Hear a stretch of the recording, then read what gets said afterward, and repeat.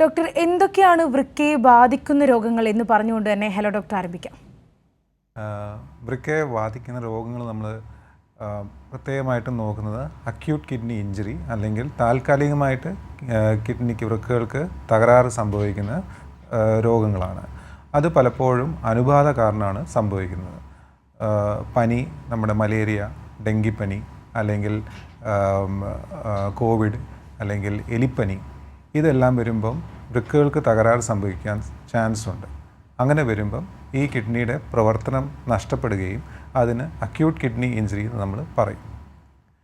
മറ്റ് ഒരു type of രോഗമാണ് ക്രോണിക് കിഡ്നി ഡിസീസ് അല്ലെങ്കിൽ സ്ഥായിയായിട്ടുള്ള കിഡ്നി രോഗം.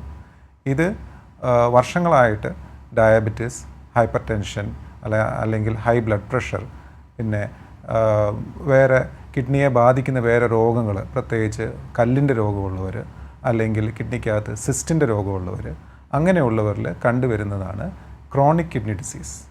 ഇതല്ലാതെ നമ്മൾ കണ്ടുവരുന്നത് കൂടുതലും ഓട്ടോ ഇമ്മ്യൂണിറ്റി, നമ്മുടെ ശരീരം നമ്മളോട് തന്നെ പ്രതികരിക്കുന്ന ചില സാഹചര്യങ്ങളിൽ കിഡ്നി രോഗങ്ങളും വരാറുണ്ട്.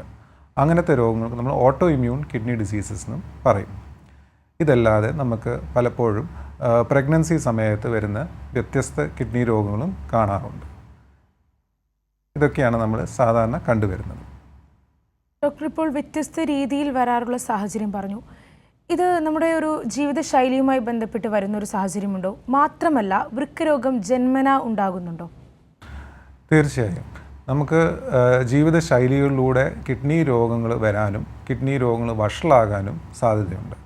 പ്രത്യേകിച്ചെന്ന് പറയുവാണെങ്കിൽ ഇന്നത്തെ കാലത്ത് നമ്മുടെ ഒരു ലൈഫ് സ്റ്റൈൽ, നമ്മുടെ ഒരു fast lifestyle, high stress, lack of exercise, അതേപോലെ നമുക്ക് സ്ട്രെസ് റിലീഫിനുള്ള ഒരു മാർഗങ്ങൾ കുറവാണ്.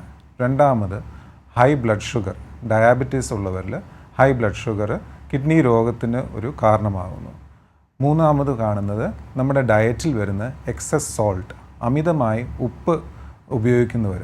നമുക്കറിയാം ഇന്നത്തെ ആൾക്കാർ കൂടുതലും കഴിക്കുന്നത് ഫാസ്റ്റ് ഫുഡ്സും ഫ്രൈഡ് ഫുഡ്സുമാണ്.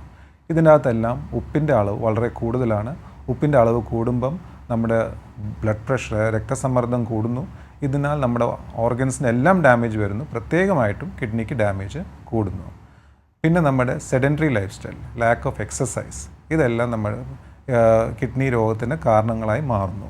പിന്നെ നമുക്ക് എല്ലാവർക്കും അറിയാമല്ലോ, വെള്ളം നമ്മൾ ആവശ്യത്തിന് കുടിച്ചില്ലെങ്കിൽ നമ്മുടെ കിഡ്നിയുടെ വിസർജന ഫങ്ഷൻ പ്രോപ്പറായിട്ട് നടക്കത്തില്ല. അപ്പോൾ വെള്ളത്തിൻ്റെ അളവ് കുറയുമ്പോഴും നമുക്ക് കിഡ്നി രോഗം വരാൻ ചാൻസ് കൂടുതലാണ്.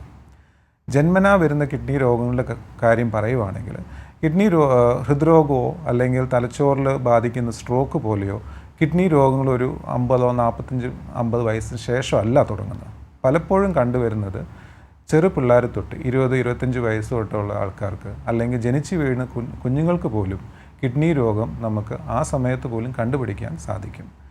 അമ്മയുടെ ഉദരത്തിൽ തന്നെ സ്കാൻ ചെയ്യുമ്പോൾ പലപ്പോഴും കിഡ്നിയുടെ ചുറ്റുമുള്ള വീക്കം, നാളത്തിലുള്ള തടസ്സങ്ങൾ കാരണം കിഡ്നിക്ക് തകരാറ് സംഭവിക്കാൻ ചാൻസ് ഉണ്ട്.